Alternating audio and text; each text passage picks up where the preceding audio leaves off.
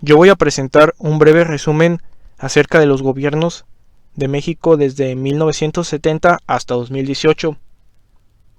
Así que regresemos en el tiempo.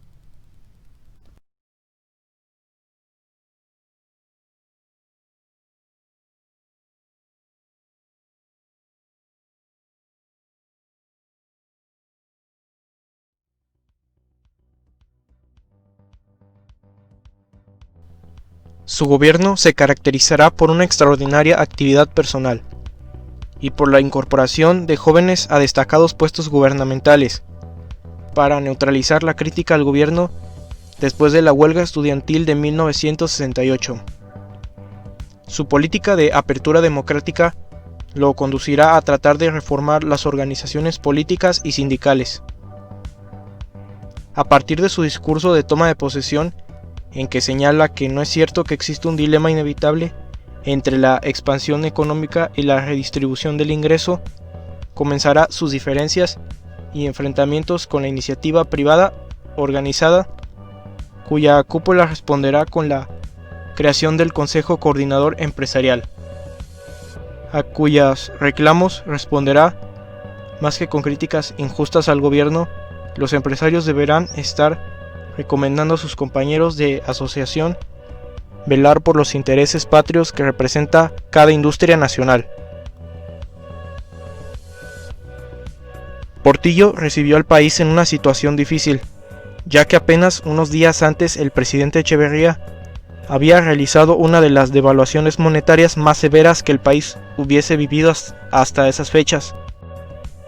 El Producto Interno Bruto per cápita cayó 2.5%. El déficit de las finanzas públicas alcanzaba un impresionante 9.1% del Producto Interno Bruto y por consiguiente la inflación se situaba en un nunca visto 27.2%.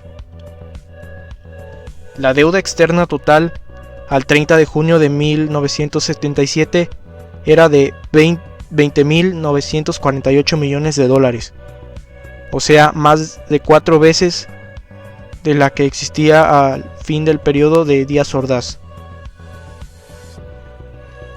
Cuando López Portillo tomó posesión y ante un México decaído, pronunció un discurso que se ganó el apoyo del país entero. Hagamos una tregua inteligente para recuperar nuestra serenidad y no perder el rumbo. Podemos hacer de nuestra patria un infierno, o un país donde la vida sea buena. México se convertiría en el primer exportador de petróleo, lo que logró que el Producto Interno Bruto se elevara a 8% anual y que la tasa de desempleo se redujera un 50%. Quiero administrar la abundancia, fue el lema que Portillo adoptó.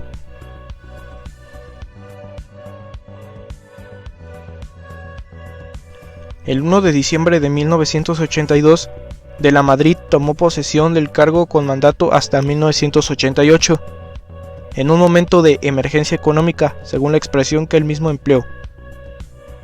Así, el hundimiento en junio de 1981 de los precios internacionales del petróleo, con mucha diferencia el primer producto de exportación de México, debido a una saturación de la oferta en los mercados, había repercutido inmediatamente en toda la estructura productiva y financiera nacional, y reventado el engañoso auge desarrollista de los últimos años, que basaba la industrialización en el endeudamiento. Para apagar las luces rojas en todas las cuentas públicas, detener la escalada de los precios y atajar la evaporación de las reservas de divisas, López Portillo había optado por ampliar el control estatal sobre la economía de tipo mixto mediante la nacionalización de la banca privada y la implantación de control de cambios antes de fijar un tipo devaluado de peso.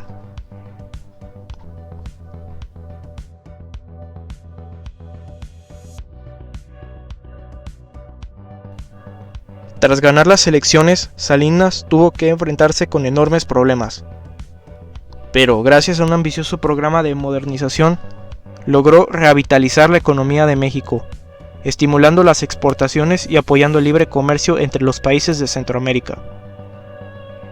Durante 1991 y 1992, a través de una serie de discursos, Salinas puso punto final a la reforma agraria, concebida ya desde tiempos de Echeverría, más como un instrumento de control social que como una solución efectiva al problema del agro mexicano. Tomó la decisión de impulsar una profunda reforma a la Constitución y a las leyes en materia agraria. Luego de intensos debates que cimbraron la estructura del PRI, la reforma fue aprobada por la Cámara de Diputados el 7 de diciembre de 1991 y por el Senado el 2 de diciembre del mismo año. La reforma fue publicada el 6 de enero de 1992 en el Diario Oficial de la Federación y entró en vigor el día siguiente. Otro legado del gobierno salinista fue la iniciativa para reformar las relaciones del Estado con las iglesias, especialmente la católica. Carlos Salinas fue en este sentido el primer presidente mexicano en recibir al Papa Juan Pablo II en su condición de jefe del Estado de la Ciudad del Vaticano, durante la visita que el pontífice hizo al estado de Yucatán en 1993.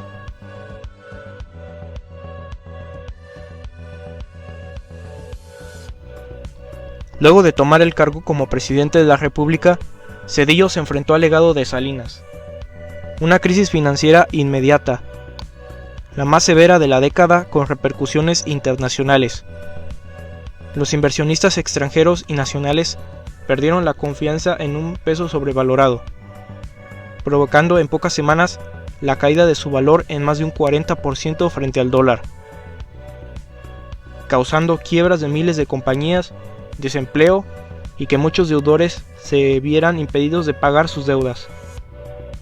Además, por si fuera poco, un nuevo movimiento revolucionario, el de los zapatistas, surgido en el estado de Chiapas el 1 de enero de 1994 y que durante los meses finales de la presidencia de Salinas de Gortari comienza a desequilibrar la paz social.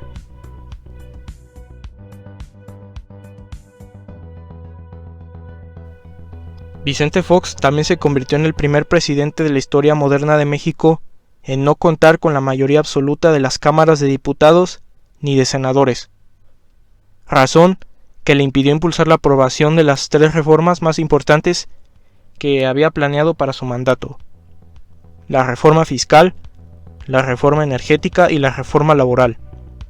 Esto por no obtener apoyo de la mayoría de los diputados en el Congreso. Promovió una reforma fiscal que contemplaba gravar con el impuesto al valor agregado el consumo de alimentos, medicinas, colegiaturas de escuelas privadas, libros, revistas, entre otros. Pero la reforma fue rechazada.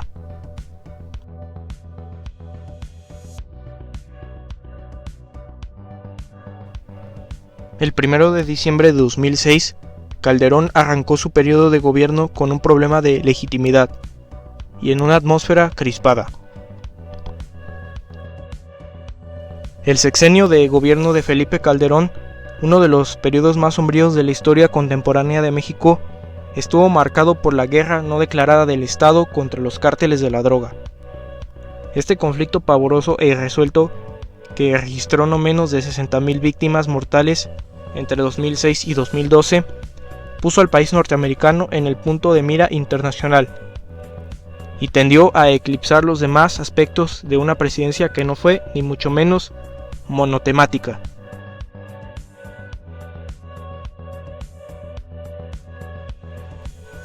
El 2 de diciembre de 2012, nada más tomar posesión de la residencia oficial de Los Pinos, el presidente firmó con los líderes del PRI, el PAN y el PRD el Pacto por México, un plan de consenso nacional en torno a 5 grandes ejes temáticos en aras del fortalecimiento democrático del Estado y la sociedad.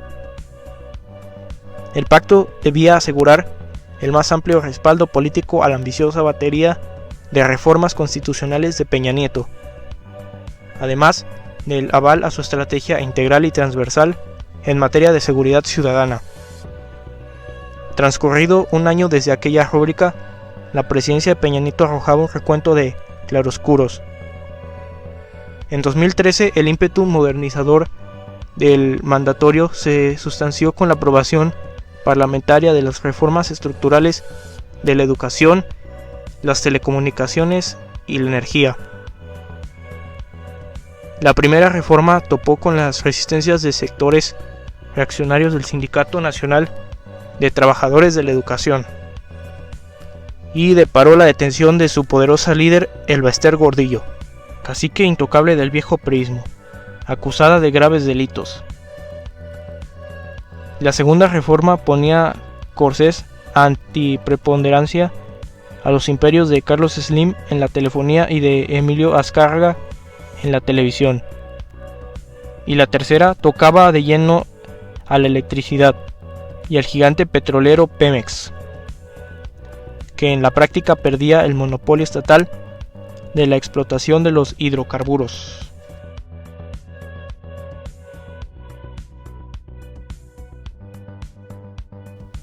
La transición gubernamental de Andrés Manuel López Obrador inició formalmente el 20 de agosto de 2018, con la reunión entre el gabinete de Andrés Manuel y el gabinete en funciones de Enrique Peña Nieto para discutir los trabajos de entrega y recepción de los gobiernos.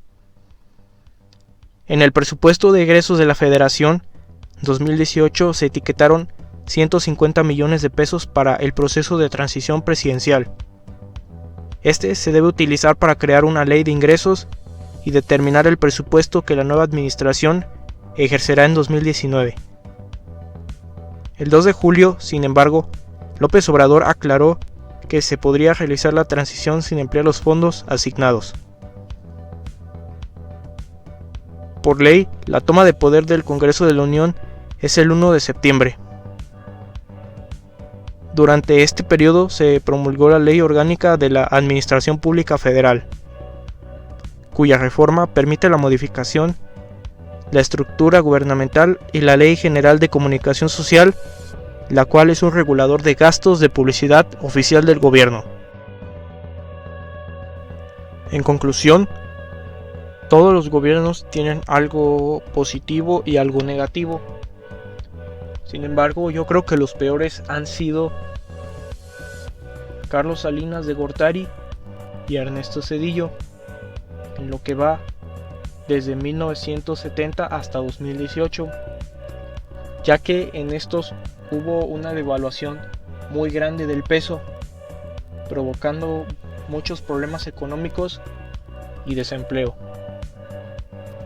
Pero como ya dije, todos los sexenios han tenido algo bueno o algo malo. Siempre han tenido algo que los caracteriza y los diferencia de los demás.